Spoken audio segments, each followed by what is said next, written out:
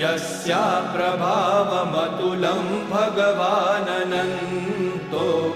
ब्रह्माहरश्च न हि वक्तुमलं बलं च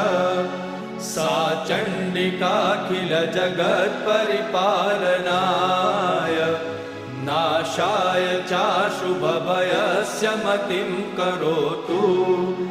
या श्रीस्वयं सुकृतिनां भवनेष्वलक्ष्मी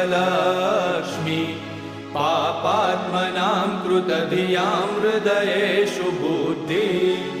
श्रद्धा सतां कुलजनप्रभवस्य लज्जा